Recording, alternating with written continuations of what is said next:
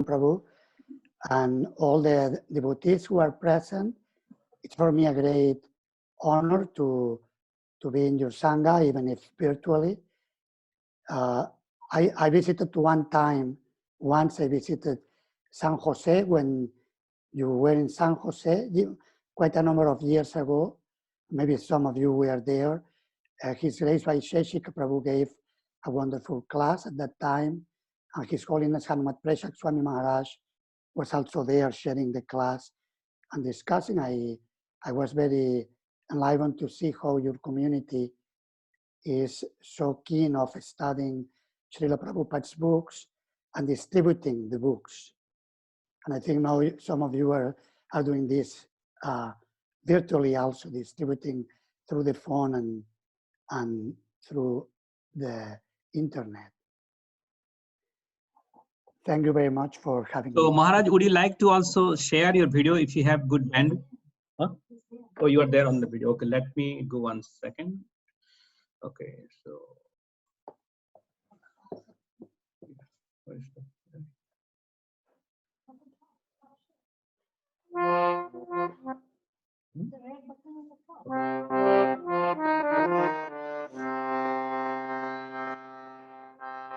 Radha Madhava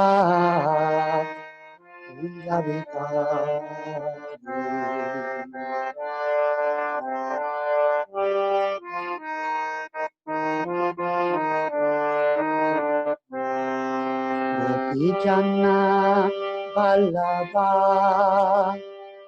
Girivaradari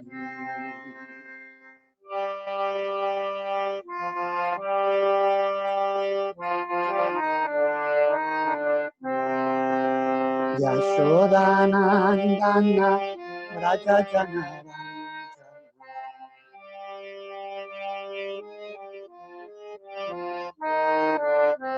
Yamunatira Vanachari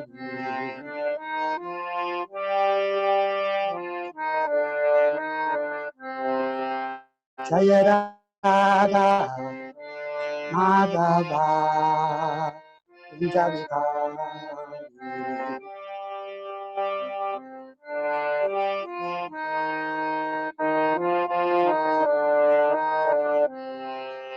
Gopichanna Vallabha Girivaradari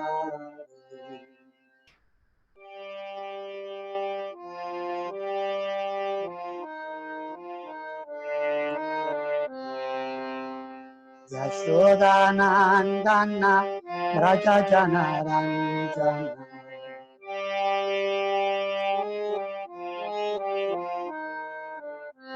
Yamunatira Vanachari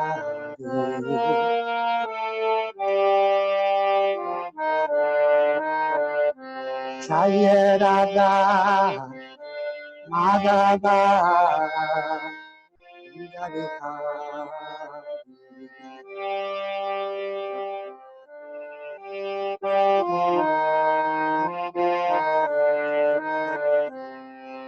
Gopichanna Vallabha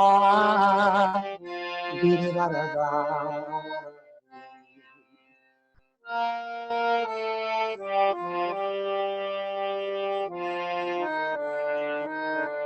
Yashodanandana Rajajanaranja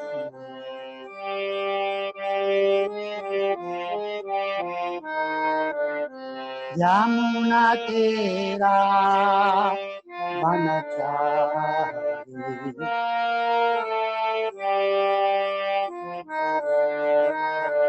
Yamunatira Vanachari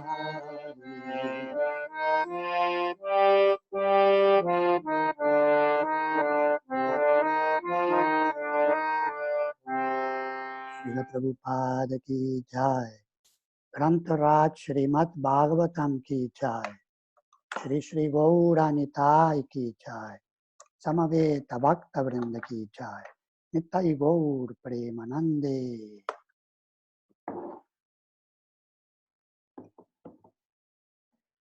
Om Namo Bhagavate Vasudevaya. Om Namo Bhagavate Vasudevaya.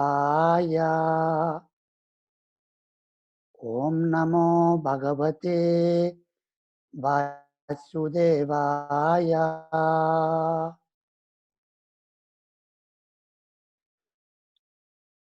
Narayanam Namaskritya Naram Chaiva Narottamam Devim Sarasvatim Vyasam Tato Jayam Mudirayet Mukam Karoti Vachalam Pangum Langayate Girim Jat Kripatamaham Vande Shri Gurum Dinataranam Paramananda Madhavam Shri Chaitanyam Ishwaram Panchakalpatarubhyascha Kripa Sindhupya Evacha Patitanam Pavanebhyo Vaishnavebhyo Namo Namaha.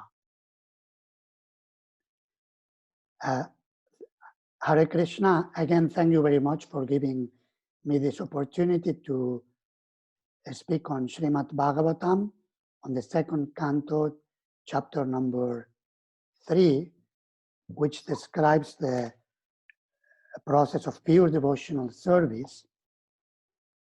The context of the text, I understand you are studying systematically Srimad Bhagavatam, and we are in what it is called the Padapatma section of the Bhagavatam, sometimes described like that by ISKCON teachers, referring to the Padma Purana verse in which the Srimad Bhagavatam, being non-different from Sri Krishna's transcendental body, is compared to the different parts of the transcendental body of the Lord.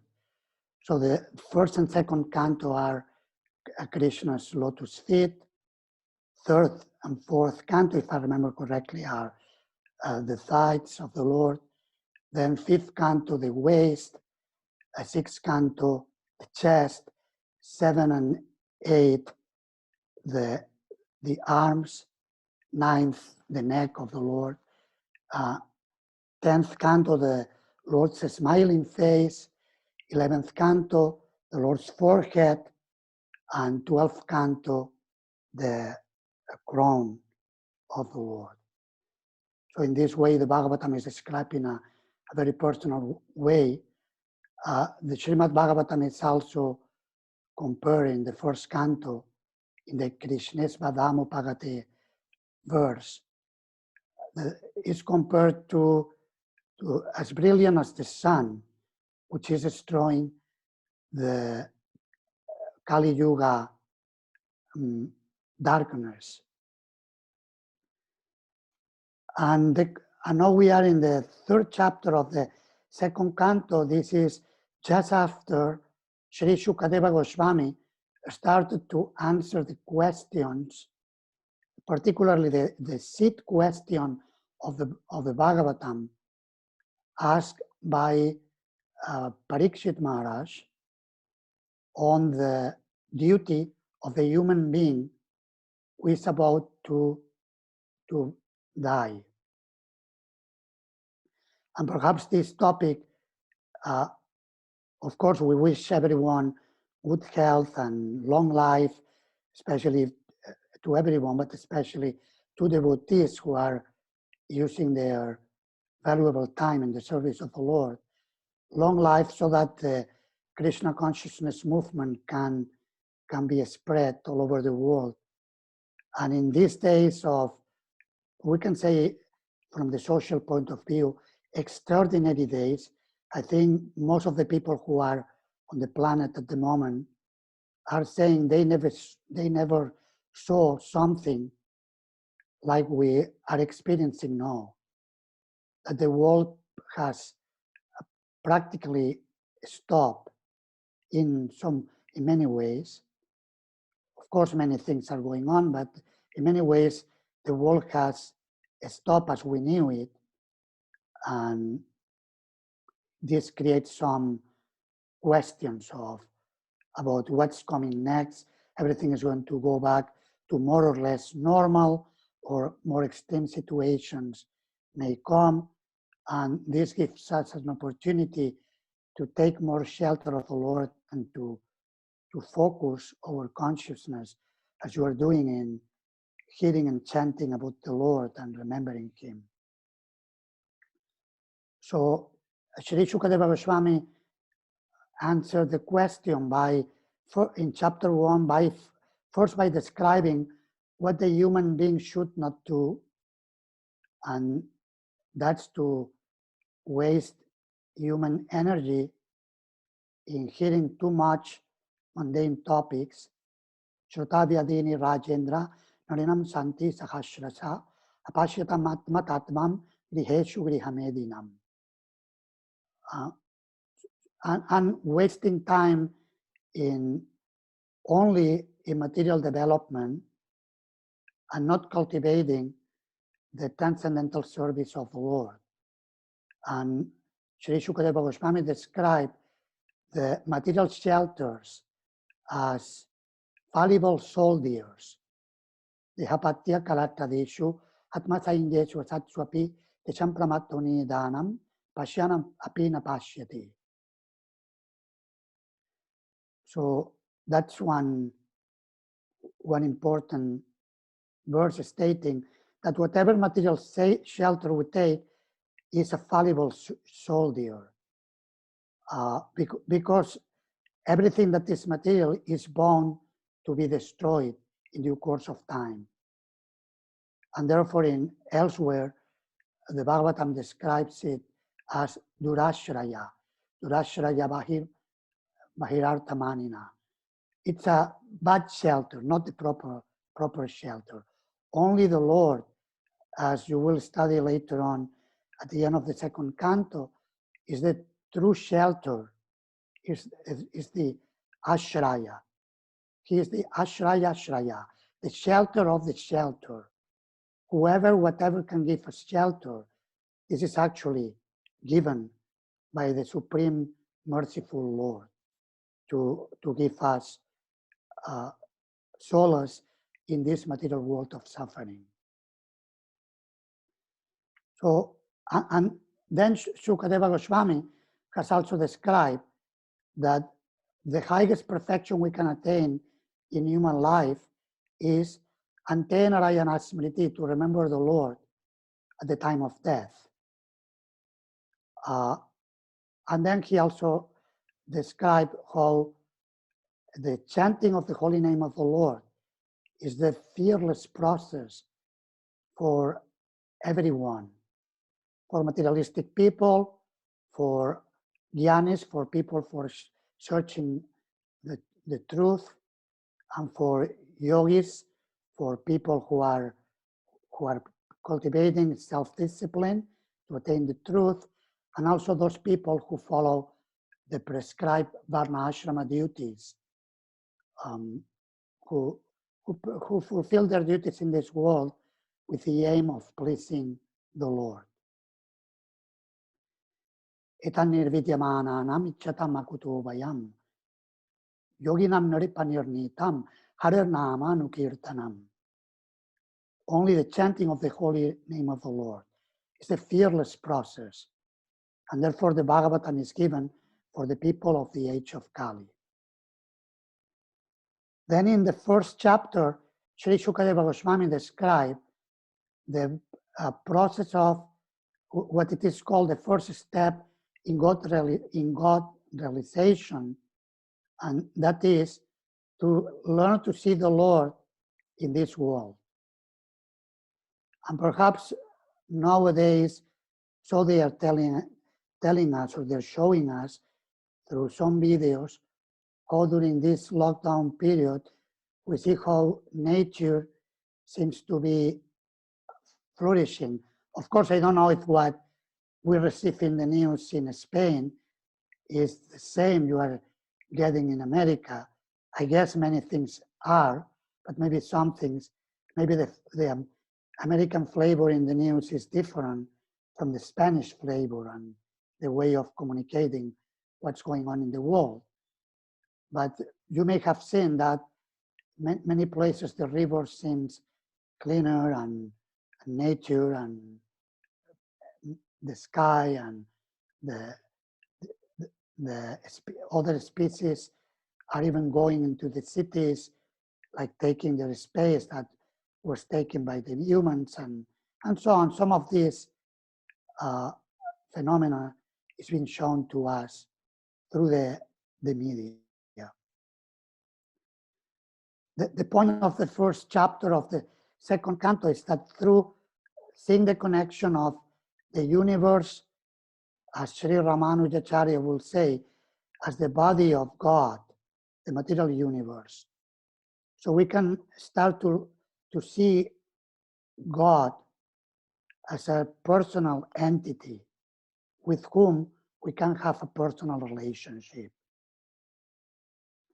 And then in the second chapter, the second step was described, which is to see the Lord within the heart of both our own personal or our own person, our own heart, and within the heart of every living being, a Pandita Samadarshina, and then learn to see equally everyone by meditating on the Lord within the heart of each and every one.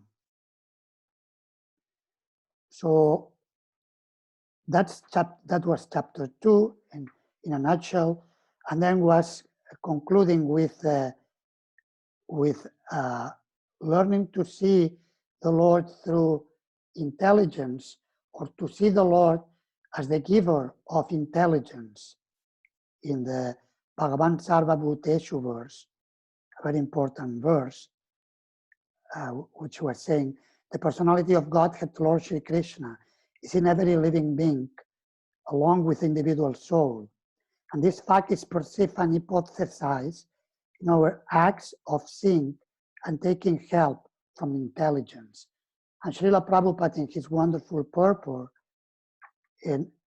teaches us a step-by-step process of how we can first see that we are not the body, we are different from the body, by seeing our hands and our legs, and in a very meditative way to perceive ourselves as different from the dress we have.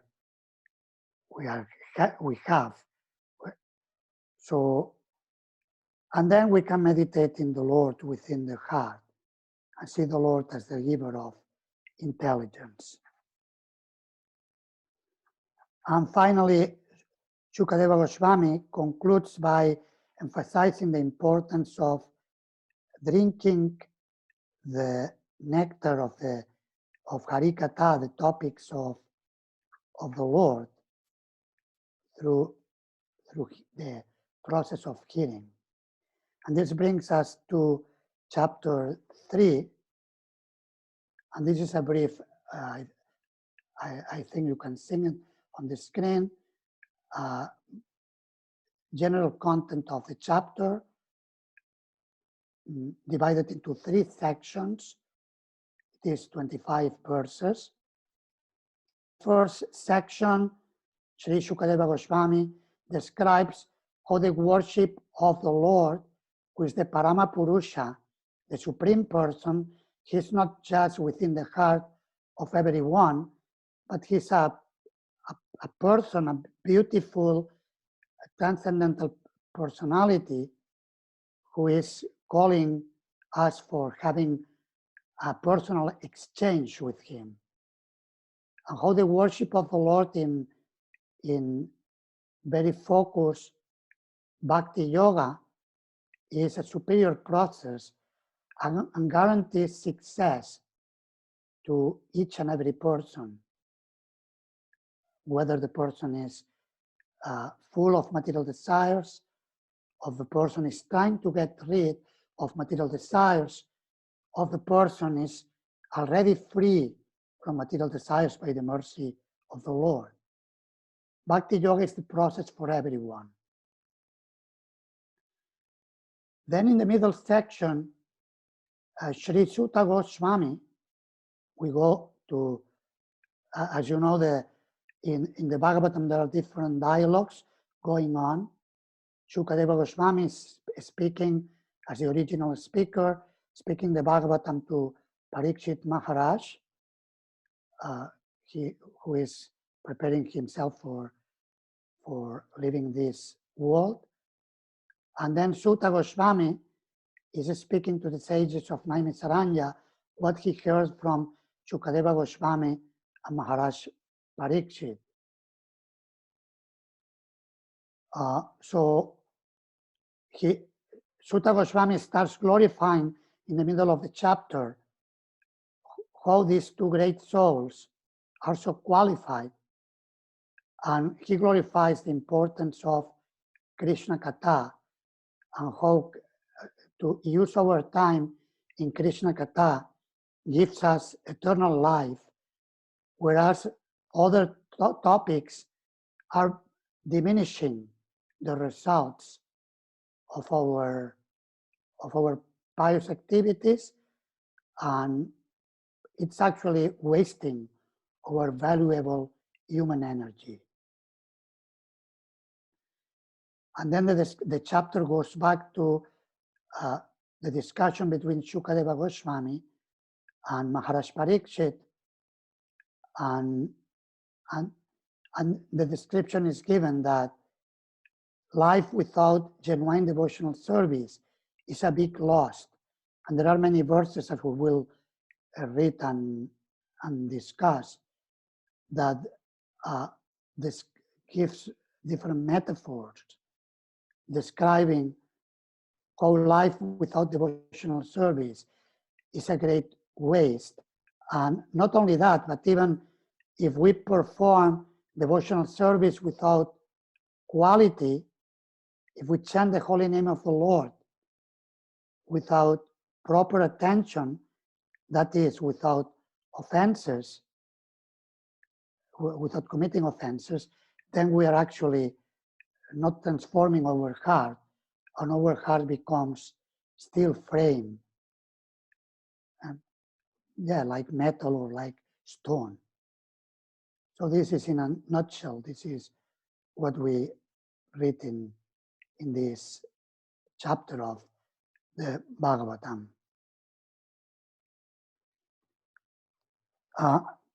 Okay, so now I'll read some of the translations, and then we will also read some of the Sanskrit and sections of Srila Prabhupada's purpose, as we have limited time, so we cannot go too much into detail. We're just giving an overview of the chapter.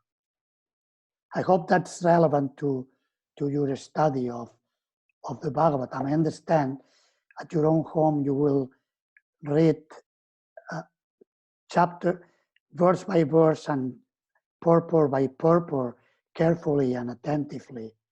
I'm perhaps doing even some written homework on the different sections of this chapter.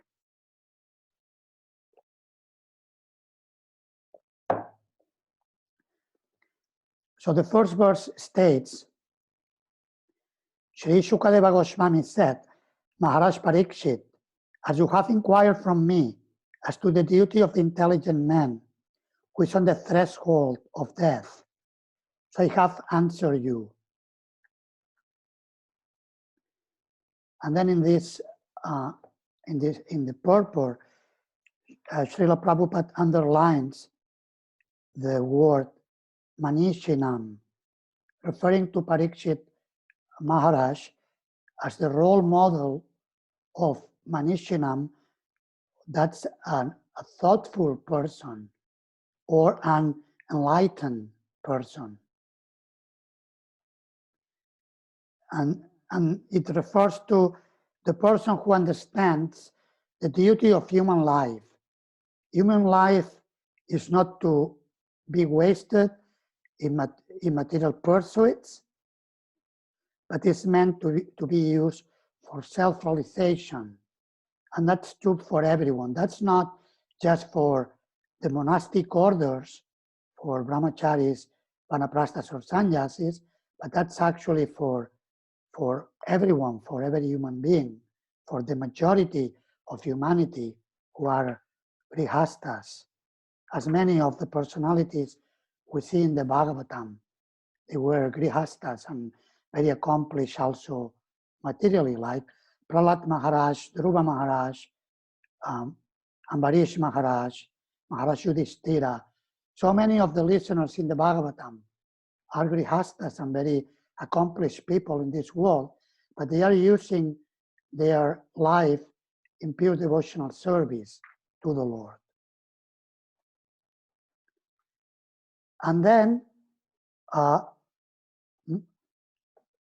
Goswami goes straight to compare pure devotional service to the Lord, focused bhakti yoga, uttama bhakti, tivrena bhakti yogena, jajeta purusham param. The worship of the Lord in bhakti yoga, he compares that to how people, especially in India and in cultures which are based in Vedic cultures that worship demigods, how people offer different types of worship to attain different results. And here I have summarized what's described from verses 2 through 7. Shukadeva Goswami says, if a person wants absorption in the Brahma Jyoti, should worship Lord Brahma or Brihaspati. If a person wants to have powerful sex, Indradev. To attain good progeny, worship the Prajapatis. To attain good fortune, worship Durga Devi. To become powerful, worship Agni Dev. To attain money, the Vasurs. They are one group of demigods. To become a hero, the Rudras, the expansions of Lord Shiva. To attain a great stock of grains, to worship Aditi, the mother of the demigods. To attain the heavenly planets, one may worship the Adityas, a mundane kingdom, Vishvadev, and like that, you name it. It's to become popular, the Sadhya demigods, long life, Ashwini Kumaras, etc.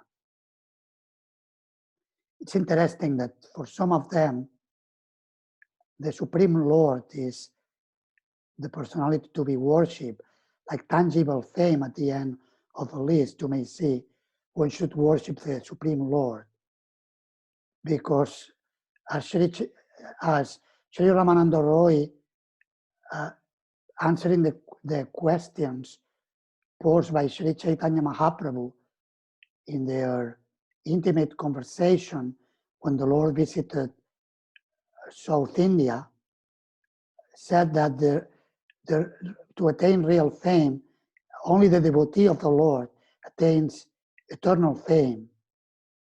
And we see so many personalities in the Bhagavatam who are, we could say, from the expression, using the expression of contemporary humans, they are enjoying real fame, eternal fame from many, even from other creations who are hearing about these transcendental personalities.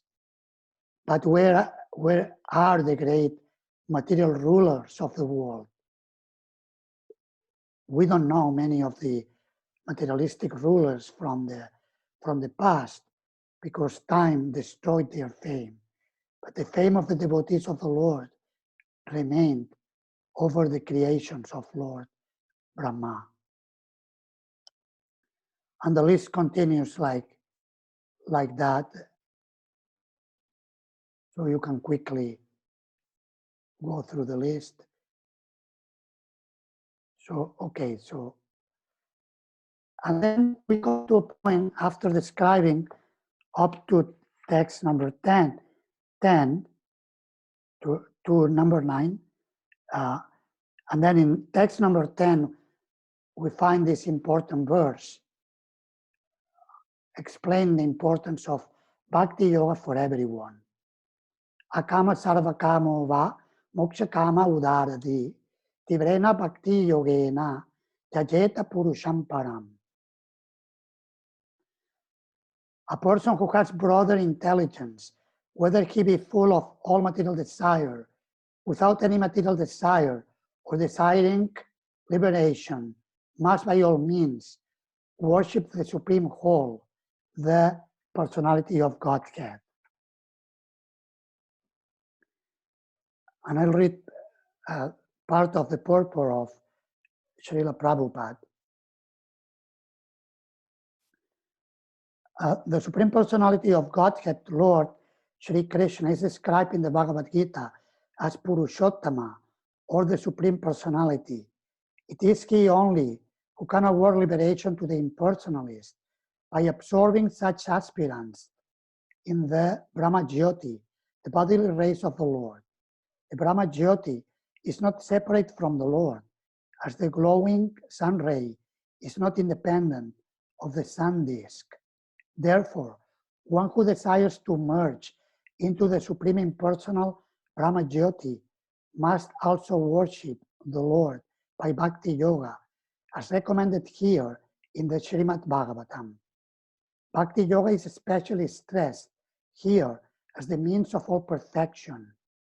In the previous chapters, it has been stated that Bhakti Yoga is the ultimate goal of both Karma Yoga and Jnana Yoga. And in the same way, in this chapter, it is emphatically declared that Bhakti Yoga is the ultimate goal of the different varieties of worship of the different demigods.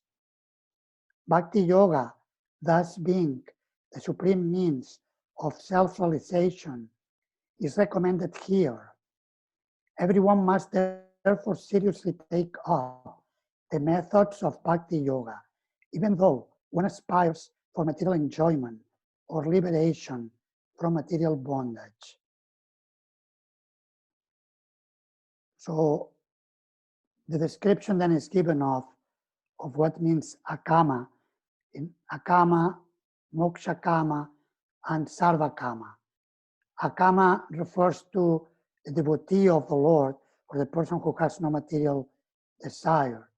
According to the teachings of Sri Chaitanya Mahaprabhu to Sri Rupa Goswami, we read this in Chaitanya Charitamrita, how the devotee is nishkama, free from desire, and therefore ataeva shanta, the devotee is peaceful, whereas everyone else, bhukti mukti siddhi kama, shakaliya shanta, everyone else who desires either bhukti, material enjoyment, mukti, liberation, or siddhi, material perfection, is actually ashanta, because it desires something else.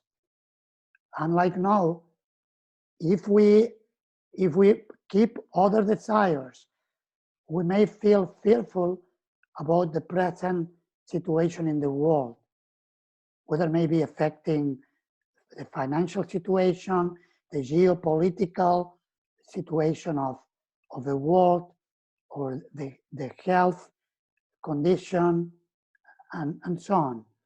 So all these things may make us worried if we keep attention to our material desires.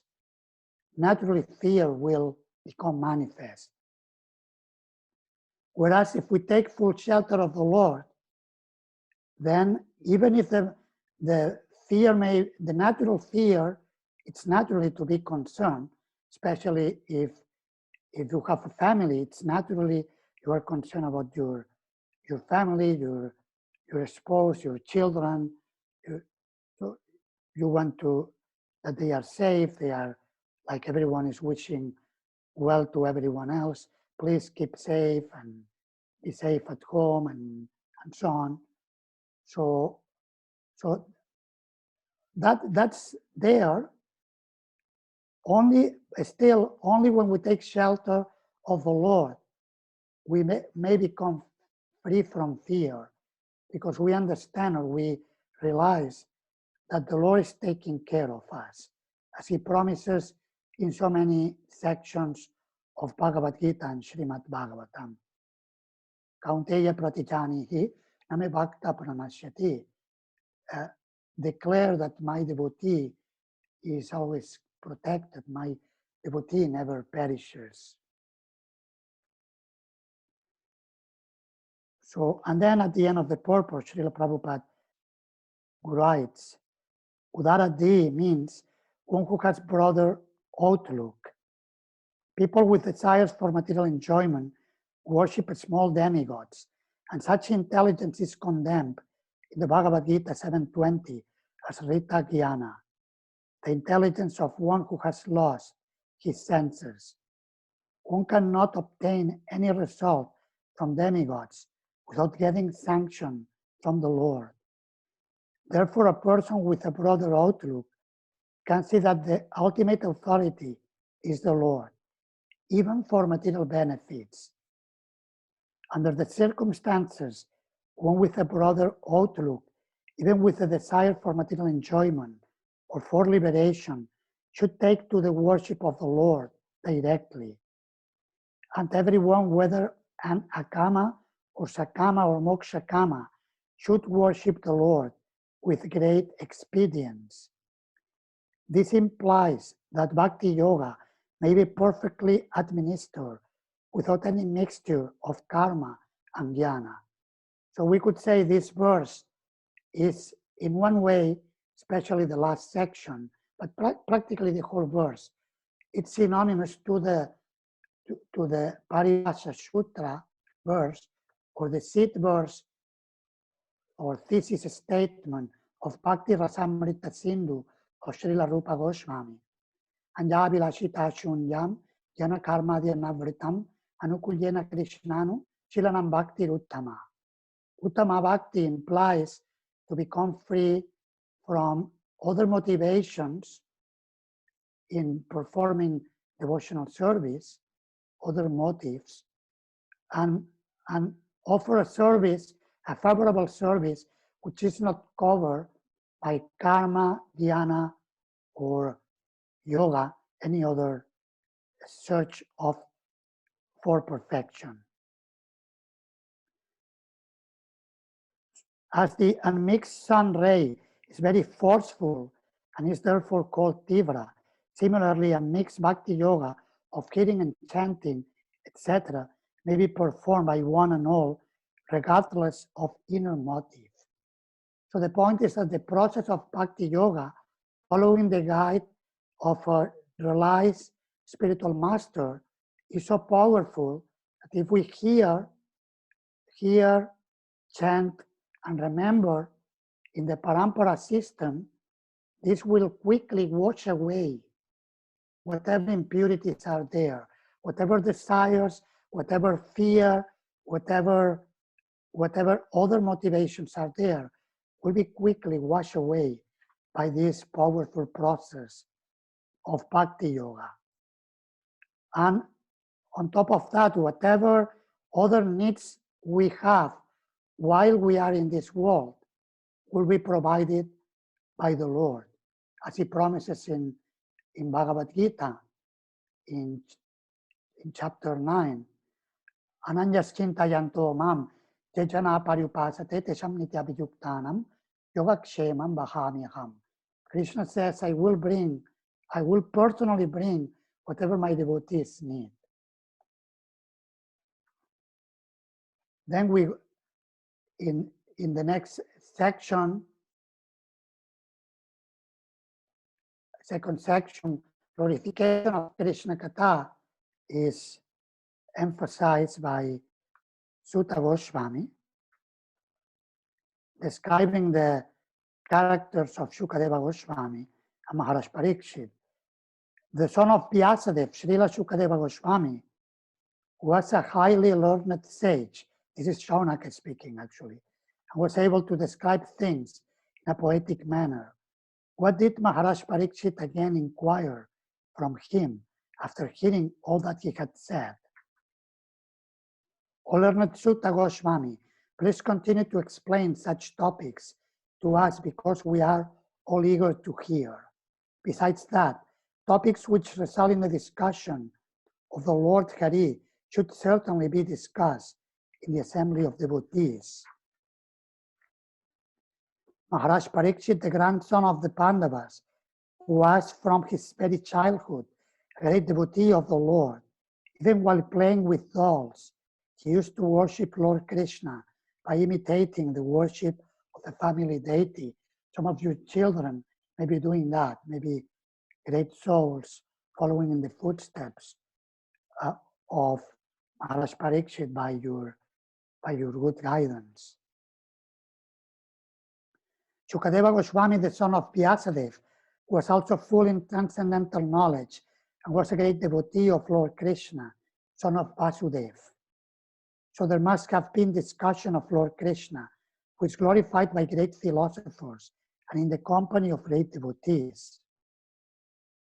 And then this brings us to another important verse in this chapter.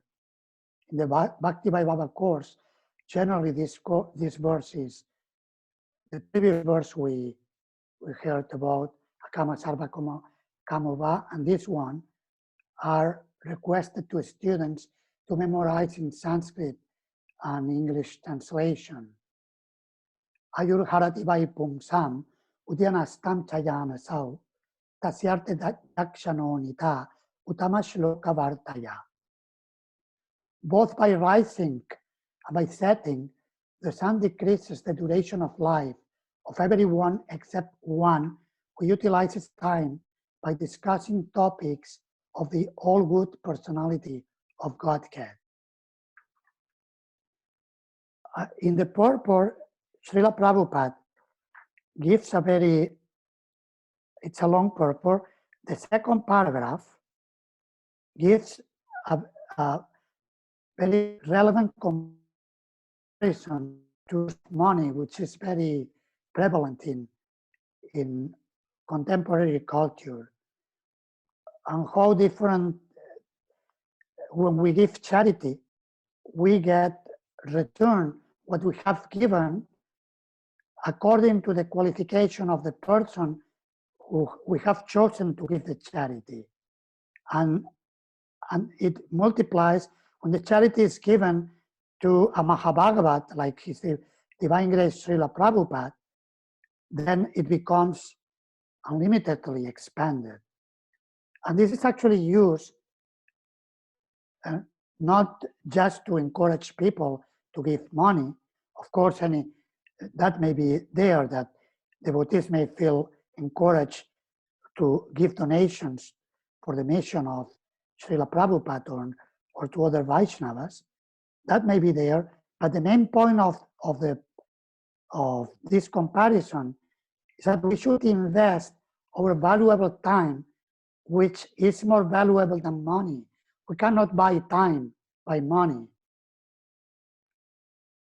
Time is running out in this human life, so if we waste it in nonsense activities, we cannot buy it back with money. So, but the time which is invested in sadhu sangha, in shravanam, kirtanam, and smaranam, hearing, chanting, remembering, and archanam, worshipping the Lord, that's the time is not, it's becoming eternal, meaning we are experiencing eternity, and we become transcendentally situated, even in this lifetime. Srila Prabhupada writes, similarly, a moment passed in the association of pure devotee by hearing and chanting the transcendental messages of the Lord is a perfect guarantee for eternal life, for returning home back to Godhead. Madhamagatva purnar jammana vidyate. In other words, a devotee of the Lord is guaranteed eternal life.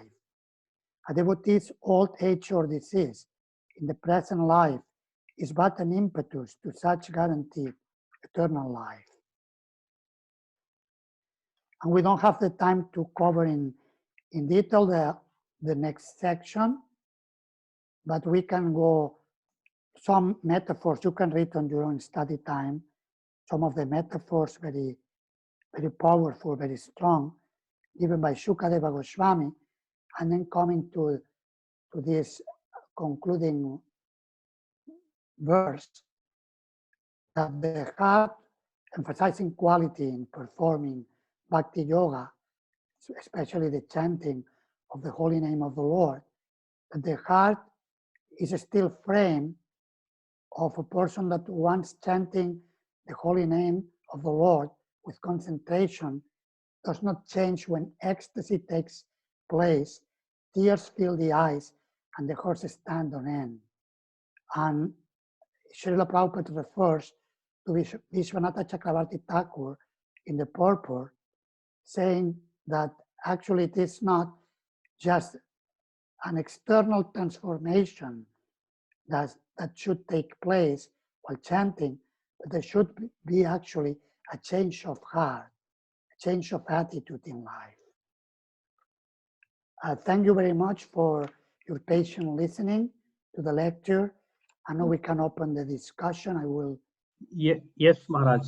So in the meantime, I'll unmute all, but let me read few of the comments in both the Facebook, Zoom, and other places. So first one, let me try to give in the from the Zoom.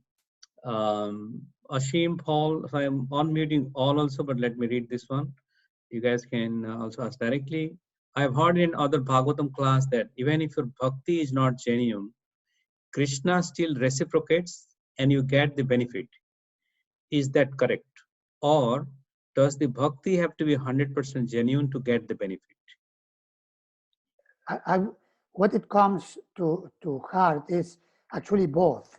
Like Krishna Bhagavad Gita says, Yaya tamam prapadyante tamsta taiva bhajami aham mama varmanu vartante manusya partha sarvashaha. That as one surrenders unto me, Krishna says, I reciprocate proportionately. So in that sense, we could say, if it is not pure, then the Lord will not reciprocate as much as if it is pure.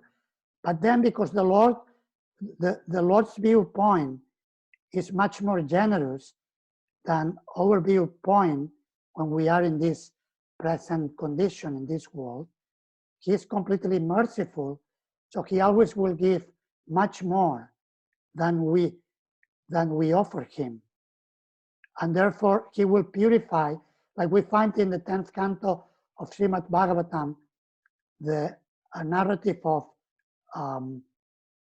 Trivakra Kupcha, the Kanch Bhagat lady, woman who was attracted to Krishna in Mathura, and she wanted to have a lasting relationship with Krishna. But then Krishna purified her heart. Even her motivation was not proper in the beginning, but she became purified by Krishna's touch. And then she didn't need any more material satisfaction. She was fully satisfied by the merciful reciprocation of the Lord. And Srila Prabhupada says that we cannot say the Kamapraya attraction of Kupcha was the same as the Gopis' attraction, but still she got benefit. So it is actually both. Thank you very much. Okay, next. So there is one more actually in Facebook. So I'm going one by one. So it's a Hare Krishna, Dandavad Pranam. Life without devotional service is a big loss.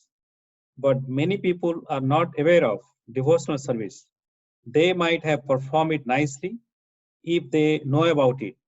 They have never come in contact with a sadhaka or a pure devotee. What is their fate? Or only when one has accumulated Ajnata Sukriti and enough pity does he come to association of devotees? Well, therefore, this question calls for to perform the mission, the missionary spirit Srila Prabhupada conveyed to his disciples, and we are also getting from many of his disciples how important it is to distribute Krishna consciousness.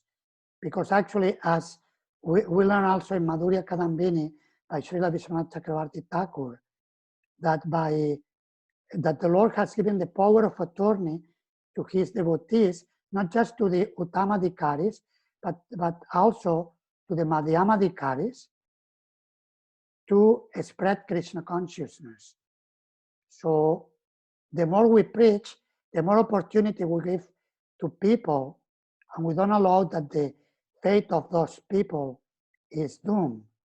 We can free them from the doom by using that power the Lord is giving us as His servants to spread Krishna consciousness in whatever possible ways we can. So it's very important we do that. And then also the Lord is within the heart of everyone. So if a person is sincerely seeking answers to his or her predicament in life, the Lord will guide them to find one of those preachers, will put them ahead in the queue to get the mercy. But what's important is that we should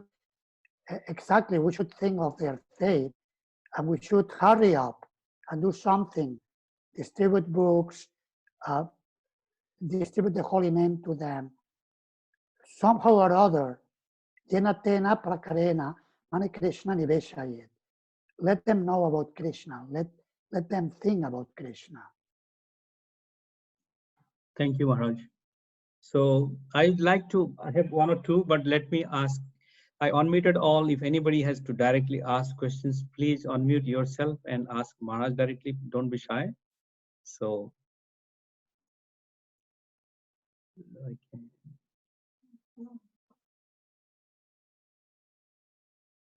I don't know. Are you able to?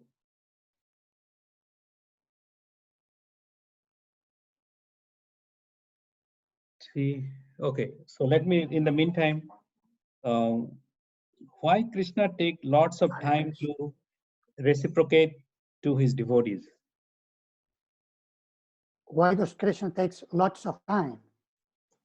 Yeah, that reminds me of a kind of joke some devotees were telling sometimes, that there was a fellow who was having a conversation with God and asked God, how is it for you, like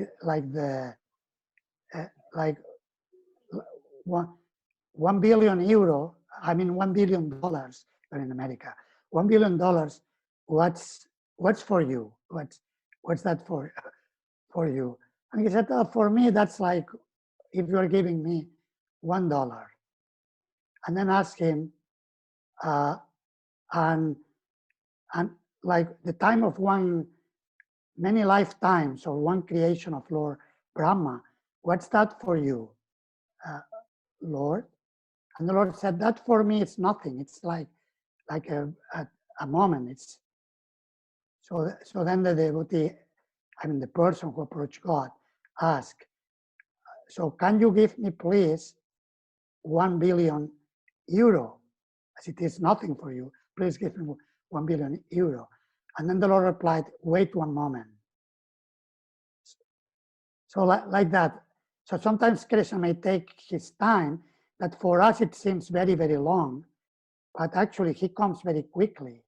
In Bhagavad Gita, he promises, it takes no time, but no time, it may be a little more than 1 year or 2, or even 10 or 20 years. It may be the full lifetime. But even if we get it at the end of this lifetime, we can consider ourselves fortunate that we get the mercy of the Lord, especially at the time of death is the time of examination. And we get that mercy of the Lord by the Lord becomes manifest in our minds at the time of death. We have been sincere in serving Him.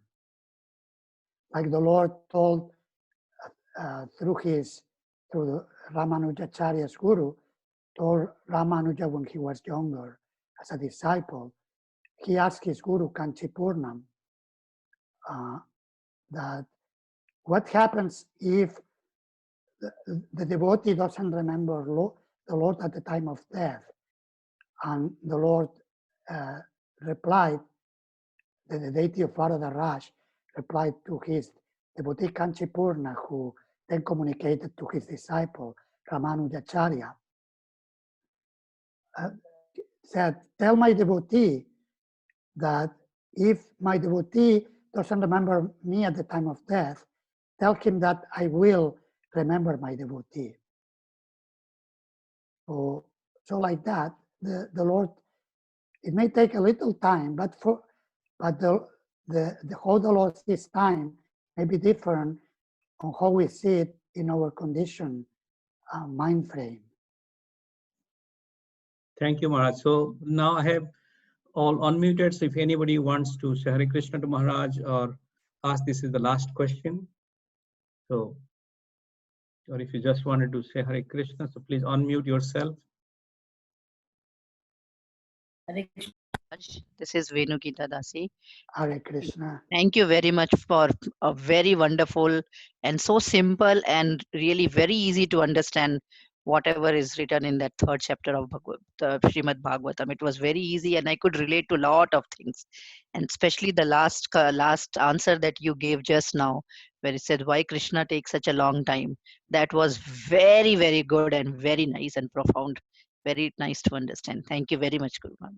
Thank you very much. My pleasure. Thank you. Thank you. Hare Krishna Maharaj, this is Anantarup Das from Boise. Hare Krishna, Anantarupa Prabhu. Nice to hear you. Nice to hear you. Anantarupa Prabhu was our director for some time, helping us in Bhaktivedanta College. And also his two enlightened sons, Radhikaraman Prabhu and Gopal Hari Prabhu, were our teachers at Bhaktivedanta College in Belgium, where I was serving there. No, I really enjoyed this lecture and your association there in Bangladesh. I always remember that. So, thank you so much. Thank you, Please come to Boise. for joining. Very nice to hearing you. I hope I can come to Boise. Yes, please. Yes. Anyone else? Last one? Maybe then. Okay. I think we are in a good time. So I would like to thank you, Maharaj, for really joining this session and giving your wonderful association and really making us enlightened with the Srimad Bhagavatam Canto 3. So I'd just like to share the next time. And also we are having the Amrtera Tarangini program with the Bhadra campaign. So this Bhadra campaign, which is giving more on the Srimad Bhagavatam distribution. So that's why we are asking everybody, those who do not have a copy of Srimad Bhagavatam, please do reach out to us at ISB or anyone in the Facebook of ISKCON Silicon Valley or any part of the world and receive a copy. We are going to help you out in ebook or whatsoever. So that would be our great fortune. And that's why the classes are given to encourage devotees to understand the value and the benefit of having Srimad Bhagavatam. So if you can see my screen. Yes, Maharaj. Yes. Thank you very much. Thank you very much for giving me this opportunity and your association in this way. I hope one time if I come to America again, I can visit you also in Silicon Valley. Yes, Maharaj, that would be really awesome. And next class will be given at 7:30 p.m. little earlier, half an hour, by His Holiness Bhakti Raghav Swami Maharaj. And also I am promoting, if anybody would like to be an educator, a teacher, and also expanding this Bhakti Sastri, Bhakti Bhava, or any educational initiatives, you can reach out to me. I'm going to help out. I'm part of the representative, General Secretary for the North America ISKCON Ministry of Education. So I'm going to help you out to promote and grow this educational forum across North America. So with this, I would like to again thank you, Maharaj, for giving your blessing. And thank you all the devotees who have participated. So you can chant Hare Krishna, Hare Krishna, Krishna Krishna, Hare Hare, Hare Rama, Hare Rama, Rama, Hare Hare. Please don't forget, next week, 7:30 p.m. PST the class will be given fourth chapter, Canto 2 by His Holiness Bhakti Raghav Swami Maharaj. Thank you very much. With this, I will end the call. Hare Krishna. Thank you. Thank you, Prabhuji. Hare Krishna, Dandavat Pranam. Thank you very much. All the best to everyone.